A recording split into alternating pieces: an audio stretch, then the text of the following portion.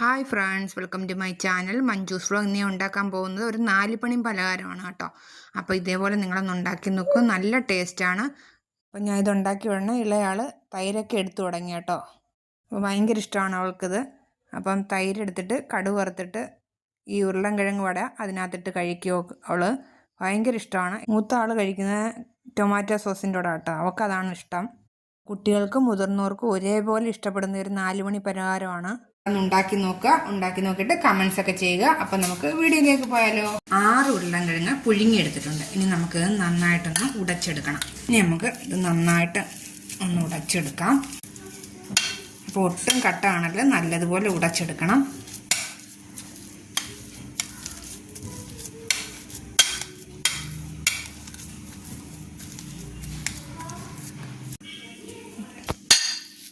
അപ്പം ഞാൻ നന്നായിട്ട് ഉടച്ചെടുത്തിട്ടുണ്ട്, ഒട്ടും കട്ടയില്ല. അപ്പം നിങ്ങൾക്ക് കാണുമ്പോൾ മനസ്സിലാവും.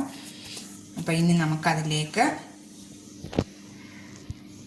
ഇഞ്ചിയും പച്ചമുളകും കൂടെ ഞാൻ നല്ലവണ്ണം ഒന്ന് അരച്ചെടുത്തതാണ്, അതും കൂടി ഇട്ട് കൊടുക്കാം. നിങ്ങൾക്ക് വേണമെങ്കിൽ പച്ചമുളക് അല്ലാതെ ചെറിയ പീസായിട്ട് കട്ട് ചെയ്തിടാം. ഒരു വലിയ സവാള ചെറിയ പീസായിട്ട് കട്ട് ചെയ്തെടുത്ത് അതും കൂടി ഇട്ട് കൊടുക്കാം. പിന്നെ ചെറിയ പീസായിട്ട് കട്ട് ചെയ്തെടുക്കാം കറിവേപ്പില. അപ്പോൾ നിങ്ങൾക്ക് വേണമെങ്കിൽ മല്ലിയില ഇടാം. എൻ്റെ ഇപ്പം മല്ലിയില തീർന്നതുകൊണ്ടാണ് ഞാൻ കറിവേപ്പില ഇട്ടത് കേട്ടോ. കൂടെ ഞാൻ ഒരു 1/4 ടീസ്പൂൺ കുരുമുളകും കൂടി ഇട്ട് കൊടുക്കുകയാണ്. ഇനി ആവശ്യത്തിനുള്ള ഉപ്പ്. നമുക്കത് നന്നായിട്ടൊന്ന് മിക്സ് ചെയ്തെടുക്കാം. അപ്പം ഞാൻ നന്നായിട്ട് കുഴച്ചെടുത്തിട്ടുണ്ട്. ഇനി നമുക്ക് അതങ്ങോട്ട് മാറ്റി വെച്ച ശേഷം ഞാൻ ഒരു പാത്രം എടുത്തിട്ടുണ്ട്. ആ പാത്രത്തിലേക്ക് 1/2 കപ്പ് കടലമാവ് ഇട്ട് കൊടുക്കുകയാണ് കേട്ടോ. ഇനി 2 സ്പൂണ് ബട്ടറും കൂടെ ഒഴിച്ചു കൊടുക്കുകയാണ്. ഉരുക്കിയെടുത്താണ് ഞാനത്. ഇനി ശകല ഉപ്പും കൂടെ ഇട്ട് കൊടുക്കാം. ഇനി നമുക്കത് നന്നായിട്ടൊന്ന് കുഴച്ചെടുക്കണം. അപ്പം ഞാൻ കുഴച്ചെടുത്തിട്ടുണ്ട്, ഒട്ടും കട്ട ഉണ്ടാകാൻ പാടില്ല. അപ്പം ഇനി നമുക്ക് ഉരുളൻകിഴങ്ങ് വട തയ്യാറാക്കി എടുക്കാം.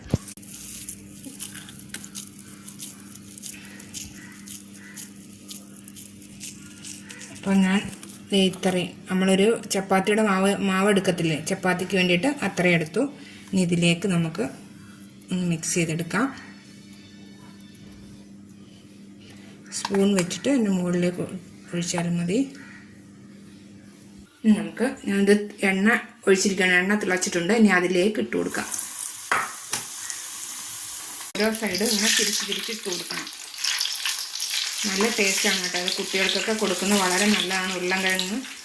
അപ്പം ഇതേപോലെ നിങ്ങളൊന്ന് ഉണ്ടാക്കി നോക്കണേ. അപ്പോൾ നമ്മൾ ഓരോ സൈഡും ഇങ്ങനെ തിരിച്ച് ഇട്ട് കൊടുക്കണം. ഉരുളൻകിഴങ്ങ് വട റെഡി ആയിട്ടുണ്ട്.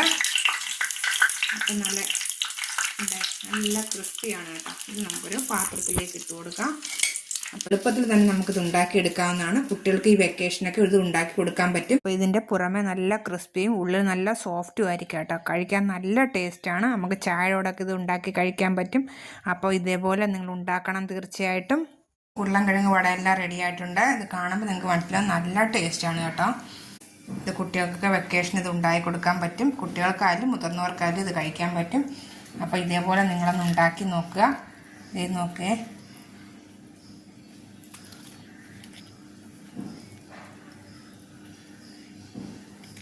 വളരെ എളുപ്പത്തിൽ തന്നെ നമുക്ക് തയ്യാറാക്കി എടുക്കാവുന്നതാണ്.